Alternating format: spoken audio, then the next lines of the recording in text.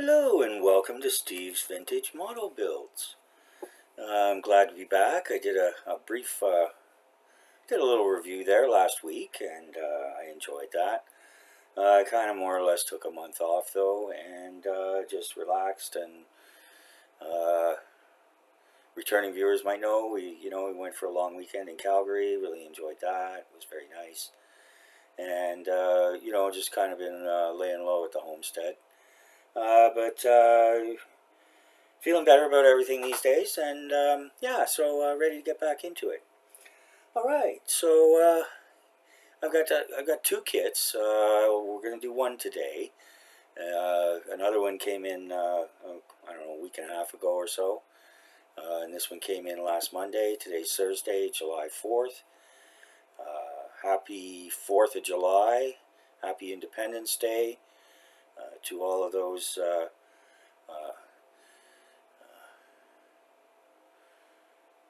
All of those folks in the USA, our neighbors, friends, allies, sometimes irritants, but anyways, yeah, so happy 4th of July, everybody, and what can I say? It's a day to celebrate freedom and liberty, and it's a good day. All right, so for today, oh, and also, I guess today, it's general election in the United Kingdom. And as predicted, it looks like it's going to be pretty much a Labour landslide. But with quite a breakthrough for Nigel Farage's reform. So, I just say, so much Labour. I mean, it's just everyone's just so fed up with the Conservatives, the so-called Conservatives. So unfortunately, it hasn't reached the point yet where Mr. Farage and the Reform Party has gained the trust of the people of the United Kingdom enough to govern or even form official opposition. But much the same thing kind of happened in Canada. Although our Conservative Party, it didn't go off the rails. Actually it did a little bit. For a while it was called the Progressive Conservative Party, which is not only an oxymoron, but a schizophrenic whatever. Anyways, I don't want to get into too much politics. But anyways, so whatever the outcome, I wish the UK the very best, and everyone there, and whether it's congratulations or condolences, be very thankful that you live in a country where you truly do, for the most part, get to decide how you're governed. And so enough of that. So, new kit today. Yeah, here we go. So this came from our friends over in the UK, speaking of the UK, at Miller Rock. And you've heard me talk about Miller Rock before. Returning viewers and subscribers. Oh, and by the way, thanks to all my subscribers and thanks to returning viewers. And welcome to those who may be joining for the first time. Hope you like what you see. If you do, hit the like button. If you feel you'd like to make a comment, please feel free to do so. Just please make it respectful. And although I've brought up politics here in a fairly general way, that's usually to be avoided. So if you don't agree with what I've said, well, fine. But we're here to talk about models. Yay! All right. So here we go. So came Miller Rock from the UK, and nice sturdy cardboard box, although it did get squished a bit coming all the way over here to Canada.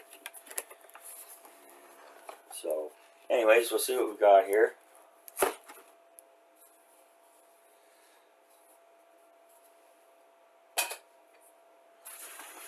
I did open this box. It was like this, nicely packaged, from a company called Kite Packaging, .co.uk. That's KITE packaging.co.uk. And Miller Rock's usually really good about their shipping. And obviously this is far better than an Amazon gray plastic envelope. It's a little bit big for the actual kit size, and there was no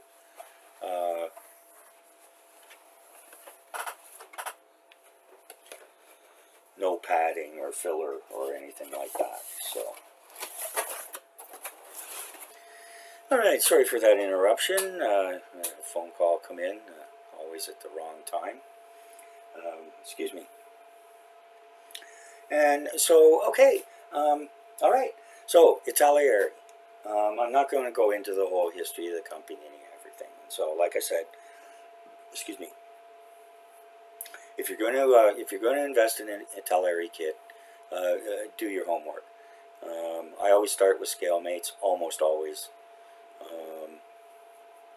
and again, almost always I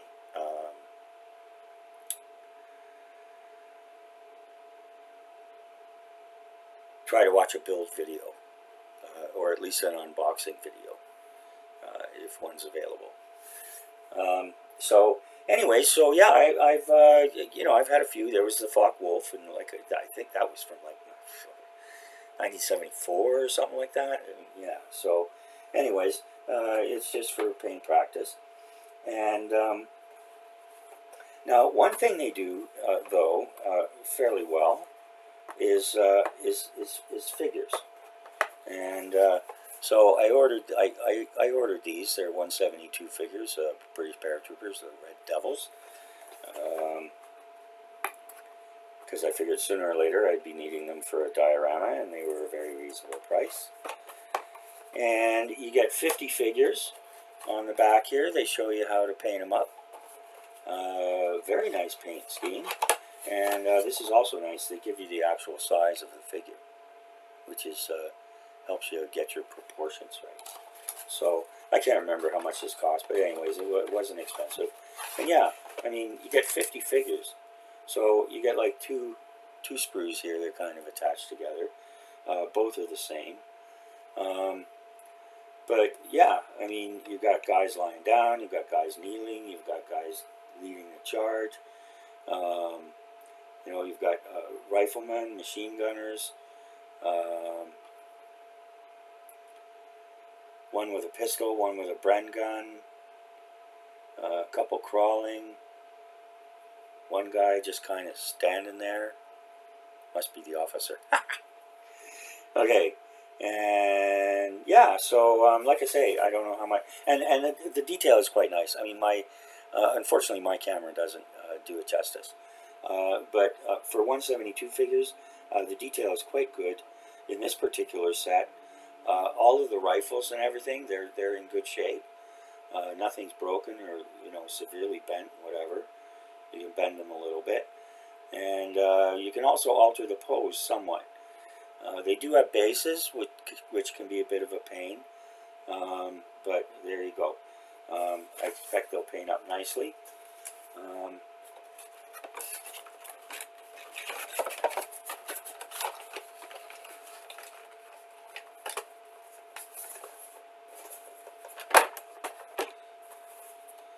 I also got the German infantry, same situation there. They give you all the details. And again, these ones are in gray. And yeah, you get guys carrying all sorts of different things, all sorts of different stuff. And radio, bazooka, or I'm sorry, Panzer, Feuer, anti-tank weapon, whatever. Anyways, quite a few different things there. And if you're into that kind of thing, like I said, I don't know what they cost, but turn out to be a good value. You can get quite a few dioramas out of that, that's for sure. Probably more figures than I'll ever need. And we'll get to that as well. Yeah, and so also I got this one, the U.S. motorcycles. Yeah, not a great kit. I think there were too many little tiny fiddly things. but I get it. I mean, it's 135.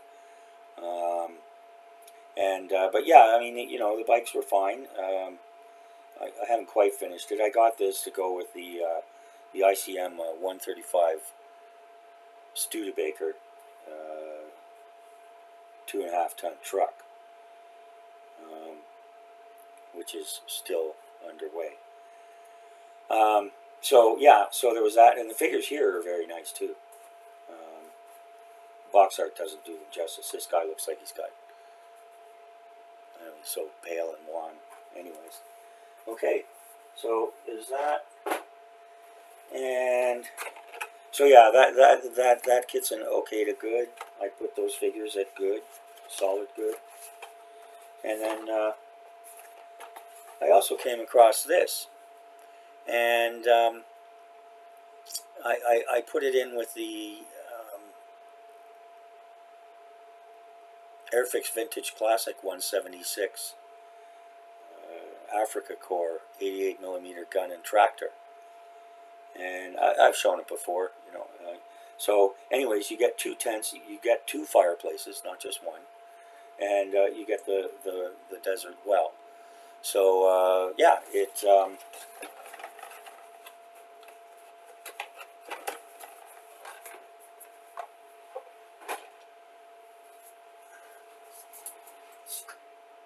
well, that gets right here. So, you know, for this kind of thing, 172, 176, it didn't really make that much difference.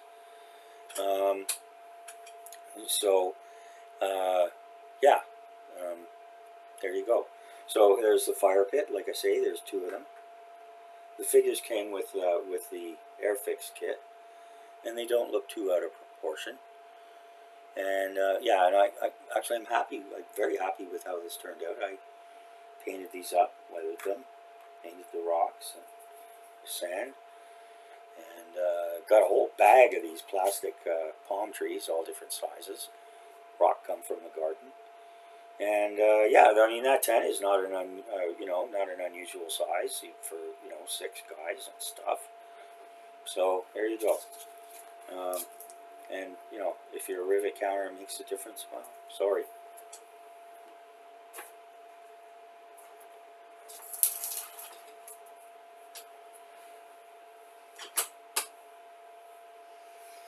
And that was actually, I can't remember how much it cost, but it was a good value for whatever I paid for it. You know, like I said, you get the 2 fire pits, the 2 sets of 2 tents, and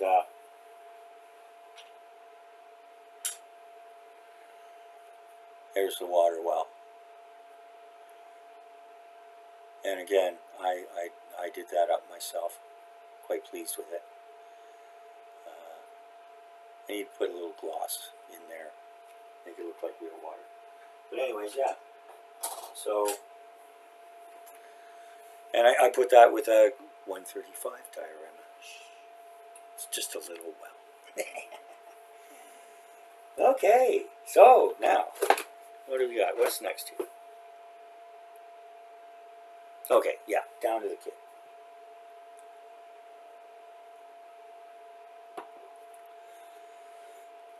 Excuse me. I think shipping was probably $3.95. Might have been free, but you know, coming from the UK, that's practically free. I don't know how they do that, but anyways, you know, when it cost me $60 to send a little Matchbox kit to Peter Oxley. Anyways, so yeah, so here we go, and what are we going to talk about? Okay, yeah, $55 and change, but I used rewards points, so it only ended up costing me $9.16.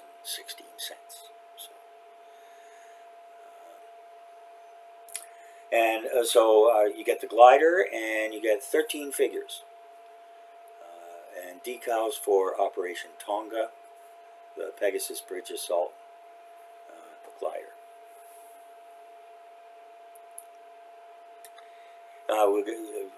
We'll get into a bit about Pegasus Bridge after, but not much.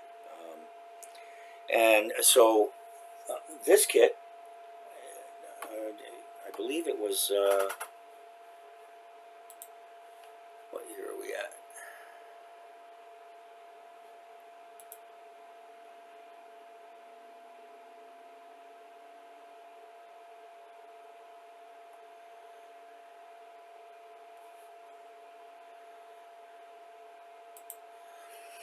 Okay, so this kit,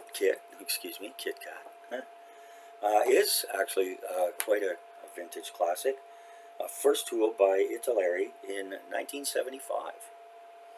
And this, as I said, this is the 2019 D-Day version, same as they did with the motorcycles. They've done that with a few different things. You know, they relaunched them with new boxes and new decals, decals.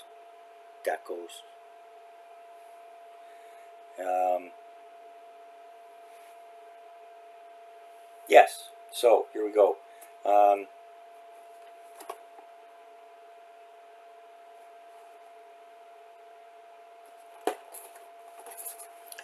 Get a picture of the completed kit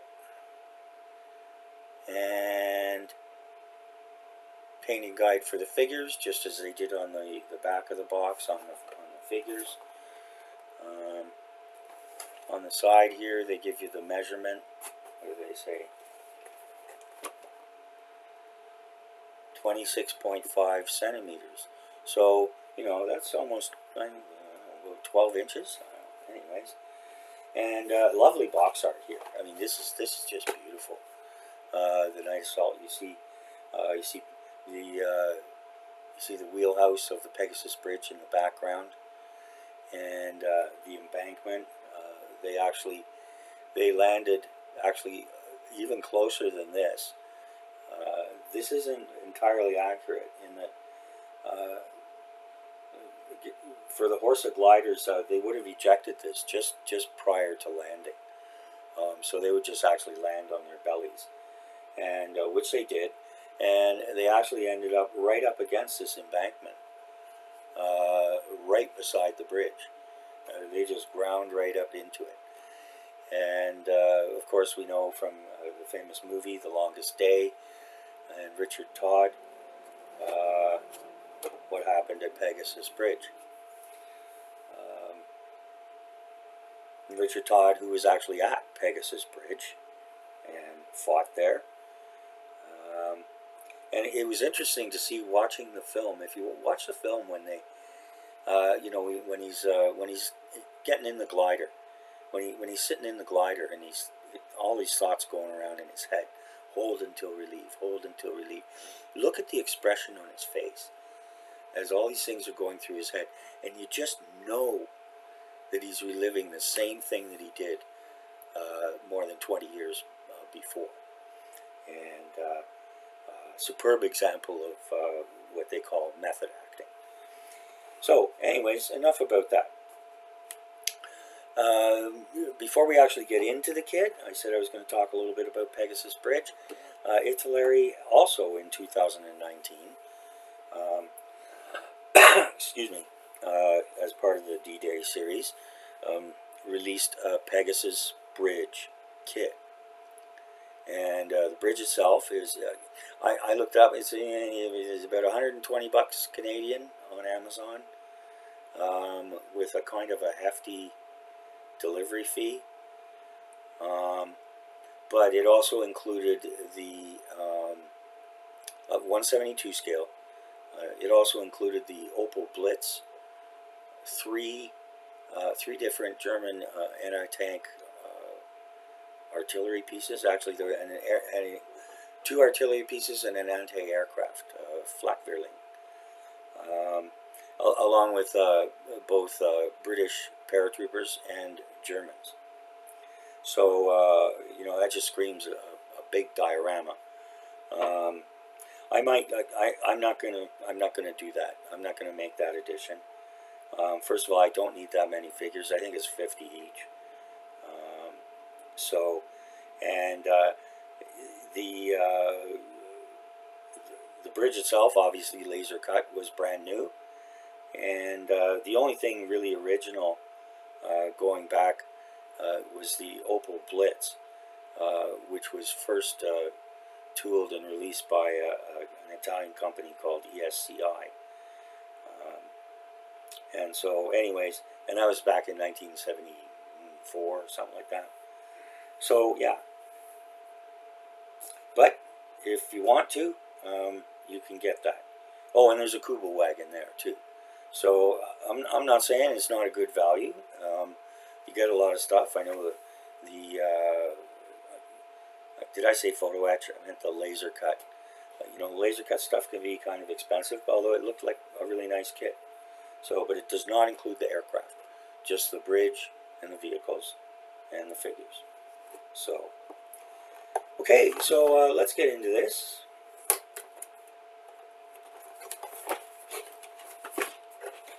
Nice top opening box.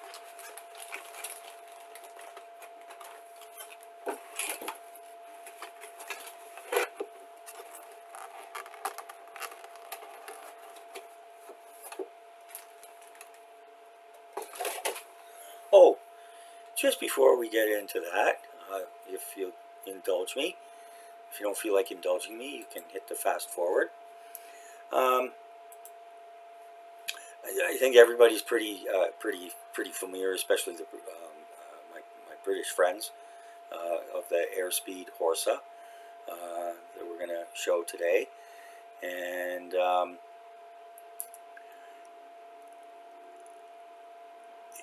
it had a larger Big Brother,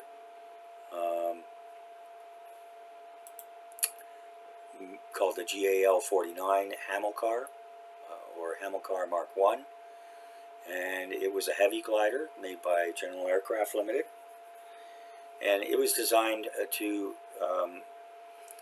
carry a light tank or two universal carriers. It wasn't used very much. It was only used 3 times, and yeah, it was troubled from the start. Not that many were made, only about 340 or so, compared to the other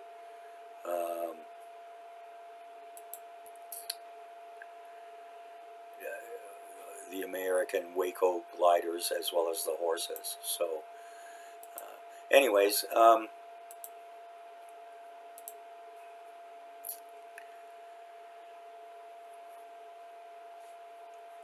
go back a little bit of history. Of course, it was the Germans who really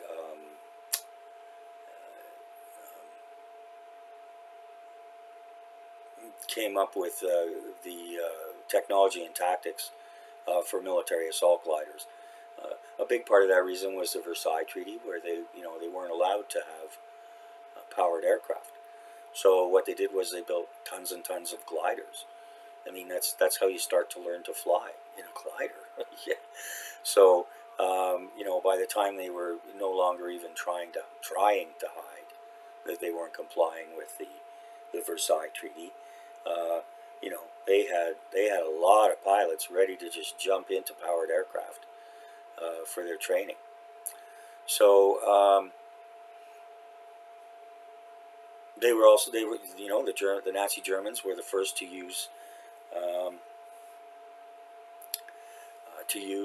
airborne assault gliders, and not only the first, but most spectacularly during the assault on Ibn Amel Fortress, where they actually landed on the grass roof of the fortress and took the whole thing with virtually no casualties. They were also used in the capture of the bridges over the Albert Canal at Veldwitzel, Vroonhoven, and Caen on May 10th, 1940. Gotha made a bunch of them, and so anyways, basically, the biggest problem with the Hamilcar was that it needed a very, very heavy aircraft to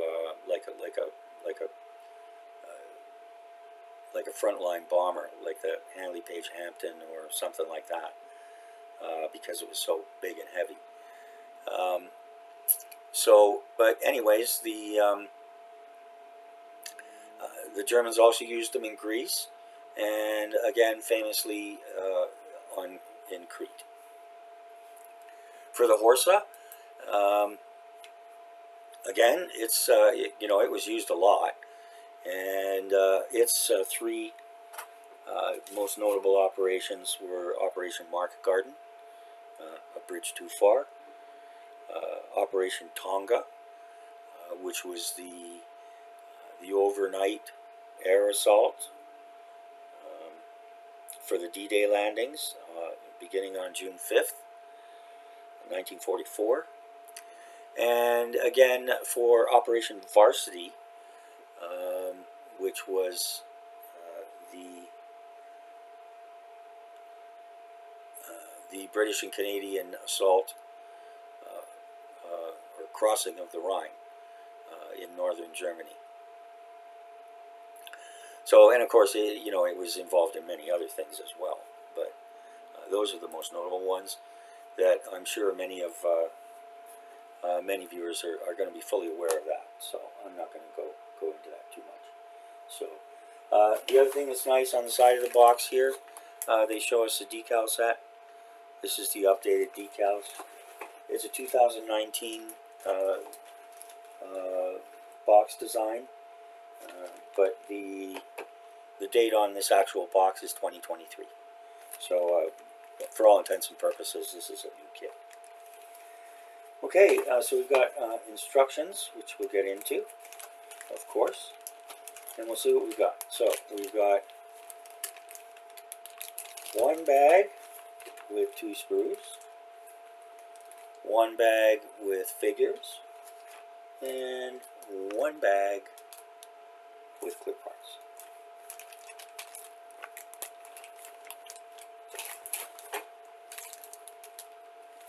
We'll start with the clear parts.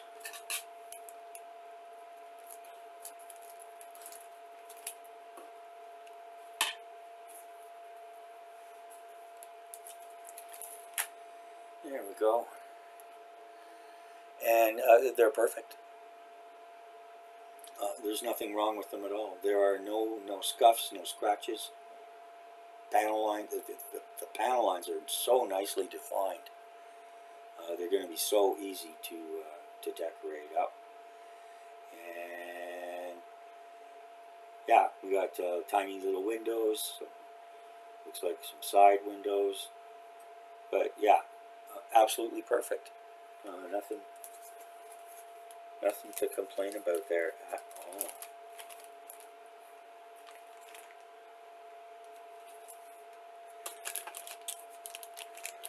Next we have the figures. Well, if I didn't mention it before, the figures in that U.S. Motorcycles kit, the 135, you get the 2 figures, and they were very nice.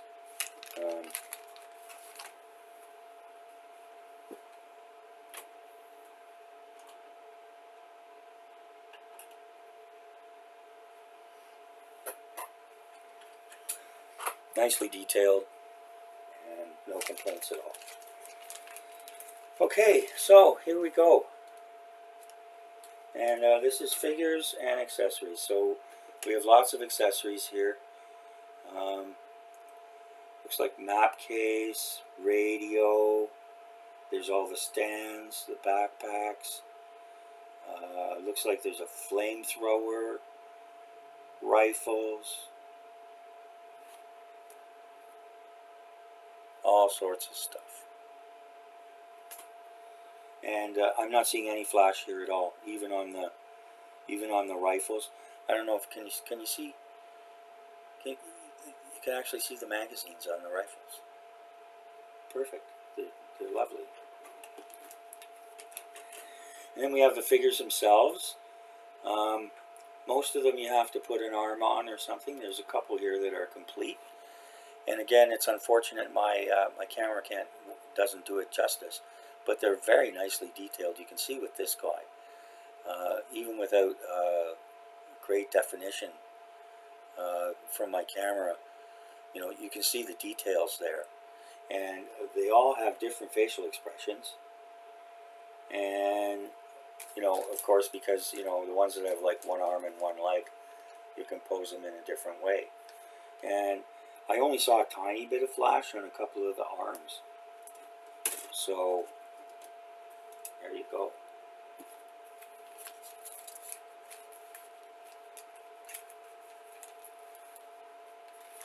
Now that Pegasus Bridge kit, when I was doing some research, I did find it. I can't remember the retailer in the UK. They were selling it for £75. So, which is, that's about $175 Canadian. So, you know, 123 is not bad.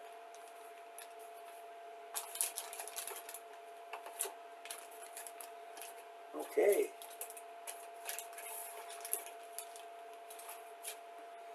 But they wanted like $38 for shipping. So, works out about the same. So, it would be too big a diorama for me. I mean, I'd be able to do it, but just space-wise. This is going to be plenty. And I also thought about getting a Dakota. You know, and do it as one on the tarmac as they're loading up, but none of the figures fit with that, so I decided not to do that. If you do want the Dakota, it's about $55. Okay, and so here's the Horsa glider, and obviously we've got one side, the other side, wings.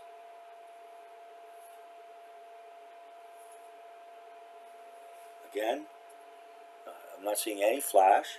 We've got nice panel lines here. Now remember too, I mean, these were fabric wings. So,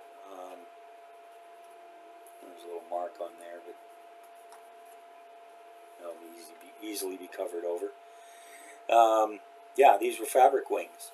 So you'd expect contour to them, which they have. It's very nice. And the side was just a straight cylinder. I think this was wood, and yeah, these the wings were wood with covered in fabric. And then we've got the tail section. Explosive bolts were built in to the seam here, and so they could be blown off. And so they didn't have to worry about all getting out of the little door. They could just blow those bolts, push the thing aside, out the back. And of course, this was also designed to carry a light jeep or an artillery piece. So again, that would be, you know, how the quickest way to get out of it. There's a skid here. This would have been, I believe, at the rear. And then we've got the wheels. This looks like the cockpit nose tub. And we have two more figures here that do seem to have some flash. They're just standing there. So, again, must be officers. Huh. Okay, so one thing they don't include is pilots. So if you wanted to do it pristine, yeah, that might be a challenge. So there you go. Oh, there's another interesting factoid, as it were, about the Horsas. And in that, you know, they were airborne. They had nothing to do. The only thing they had to do with the Royal Air Force was getting them towed to where they were going. They were piloted by fighting soldiers, and so that was partially born out of both desire and necessity. You know, the best pilots, the fittest pilots, for flying obviously went to the RAF, but there were many, many others who, for whatever reason, didn't want to be in the RAF or couldn't be in the RAF, but they could be in the Army, and they wanted to be in the Army, and so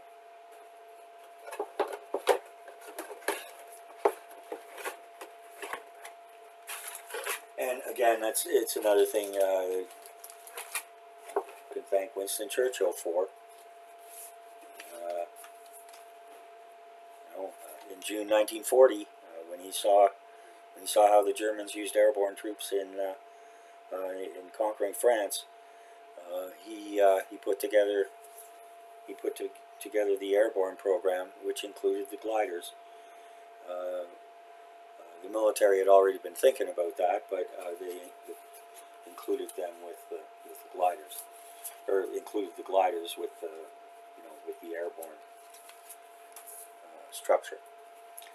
Okay, and so not fancy decals. We got the D-Day decals here, or decals, or decals, or decals. And we got our rondels, and we have two different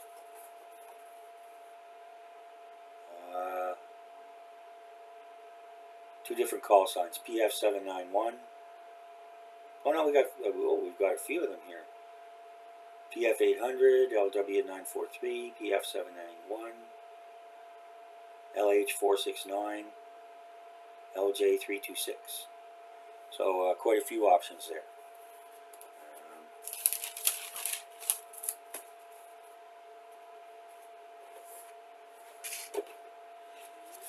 Okay, and so Italeri.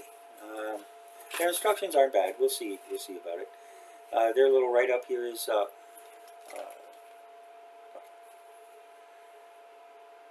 well-known English glider, able to transport more than 25 troops or a large amount of war material and supplies in its fuselage. Took part in the main airborne landings of World War II, but its name is particularly connected to the two most famous ventures of the Allied airborne troops: the landing in Normandy and the attack on in Operation Market Garden. We already went through that.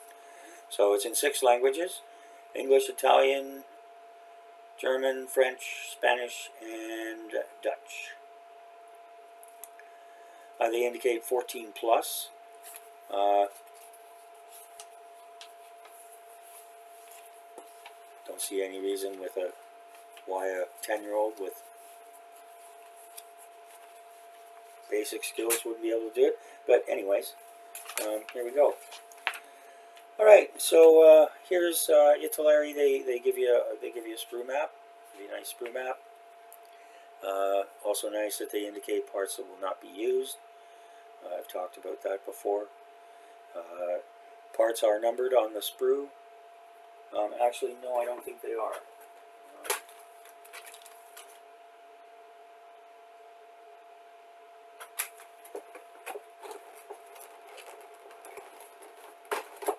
No, they are not numbered on the sprue.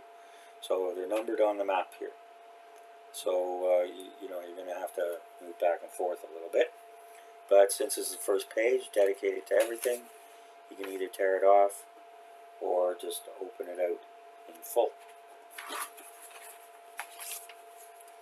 Looks like it's a 4-panel fold over here.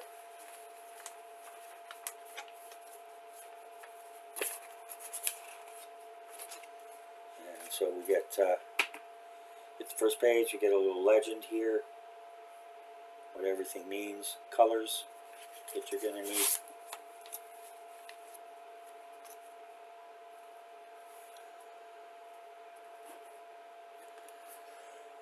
And as with most aircraft, we start with the cockpit. There's a decal for the control panel, it looks like, and a pretty basic setup. Sure wasn't fancy. And here we go. Do. Actually, it looks like it's going to go together quite nicely. This piece looked fine. Didn't look warped or bent or anything like that. And yeah, so and then here we get the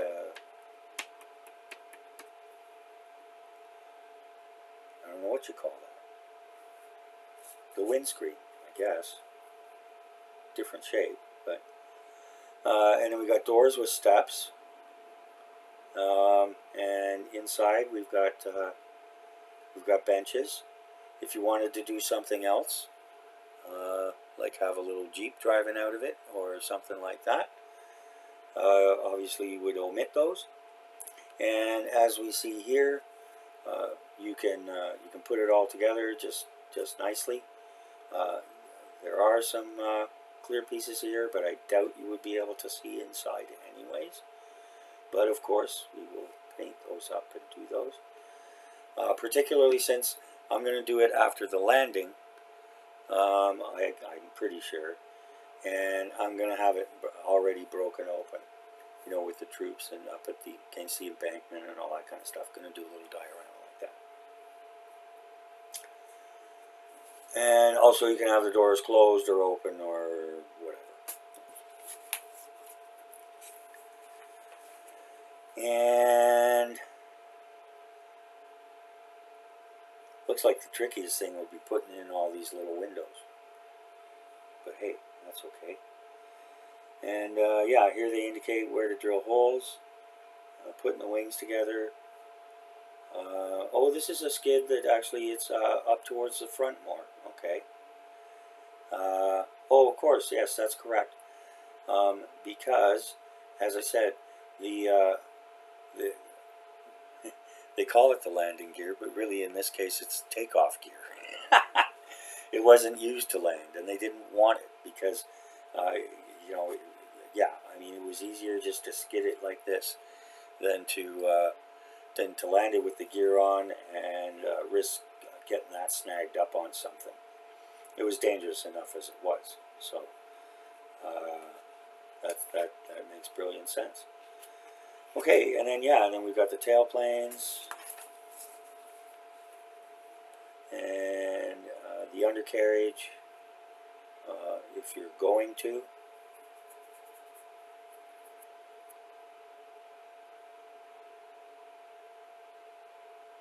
Oh, and this looks like it's a tiny little stand to stabilize it. I suppose you could put some weight up front, but anyways, we'll figure it out. I probably won't use that. That's those are clear pieces. And then here, yeah, so we just finish it all up. As I said, you know, if it's after landing, then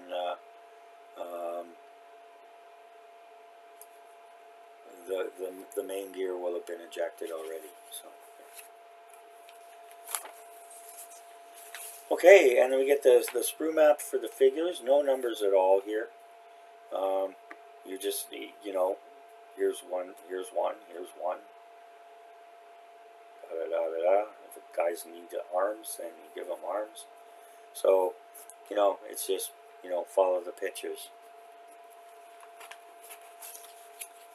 And they give you all the painting details here. As well as where to put everything, how to put it together, all the different things. I doubt I will use the flamethrower. We'll see. I have those other red devils too, so we'll just have to see. And then, not in color, but it is kind of glossy. We have the various different markings for Operation Tonga, Pegasus Bridge. And they give you the paint scheme as well.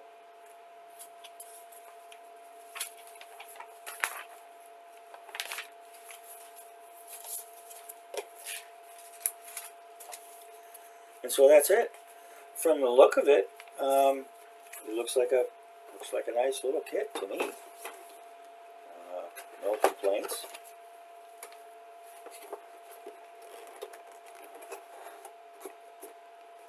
Looks like it'll fit together nicely.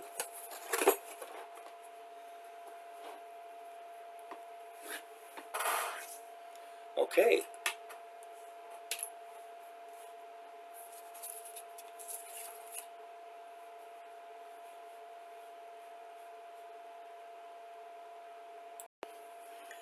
Alright, so now it comes down to evaluating and rating the kit. And I use a 12-point system, 10 standard points, up to 2 points for packaging, up to 2 points for sprues, up to 3 points for parts, and up to 3 points for the instructions. Bonus points, a quarter point per category, each of those 4 categories, for any wow factors, and up to an additional full bonus point for what I call value, which isn't just a cheap kit, but it's how many hours of enjoyment are you going to get out of it,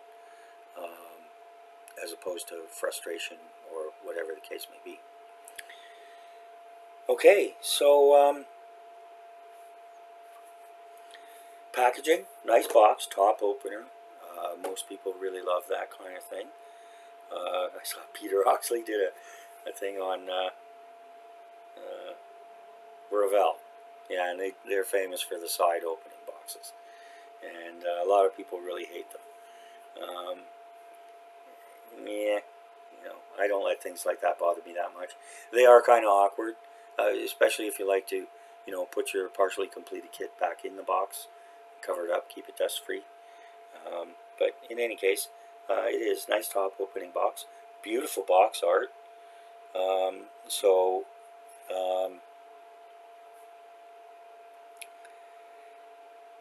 It was, the vendor and the shipper, they boxed it up very nicely. What can you do? Encase it in steel. I'm not gonna ding them for that. So 2 1/4, quarter point bonus mostly for the box art. I mean, it's pretty nice, even though it's not really accurate, but it's pretty nice. And so yeah, 2 1/4 points for that. And for the sprues, gonna give those 2 1/4. Everything was complete. There was no flash. Well, tiny little bit on 1 or 2 of the arms, but there were no molding bubbles, holes, nubs, recesses, nasty, scuffed up parts, nothing like that. Everything was fine. So again, 2 1/4. They get a quarter point bonus for that. Parts, quality plastic was good. Details nice. There weren't any warped or broken parts. Decals and masks adequate. With some different versions. And so full 3 points there. Instructions, they're all in black and white, and so I'm going to have to ding them a quarter point on that. But they do give a nice paint scheme for the British paratroops on the side of the box, as well as a nice picture of the completed kit. So, but yeah, got to ding you a quarter point there, guys. For value, I'm going to give it a half a point. $55.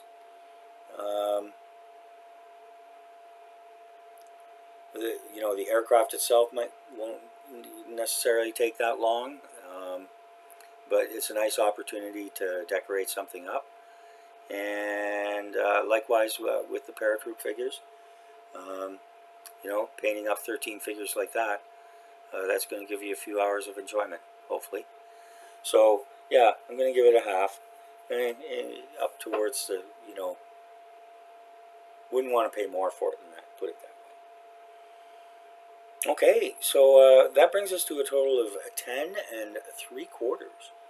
That's one of the highest ratings we've had on the channel. I think I've done a couple of 11s. But in any case, a nice kit. Looks like it'll go together beautifully. It's looks like it's well engineered. The plastic's good. It's not too complicated. So if you just want something for, put in a little diorama or not so little diorama, there you go. So that's my verdict. All right, so coming in under an hour, we talked about a lot. We talked about a lot today, or I talked about a lot, and hope those who view it enjoy it. and try to bring a little extra rather than just say here's the stuff and so on and so forth. And I always appreciate everyone's support and encouragement. Zinzan, Peter Oxley, Jason over Model Kit Stuff, See Me, and Ice Queen, and all the gang over there.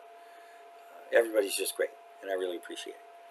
So please leave comments, and leave a like if you do, and we'll see you next time with an even more vintage kit with a U.S. Civil War theme. So there's the teaser. Okay, so I expect that'll be coming up sometime before or on the weekend. So everybody play safe. It's summertime. It's been beautiful here lately. Light breezes, cool evenings, warm days, and the garden's loving it. All right, so thanks again to everyone, and we will see you in the next video. Bye now.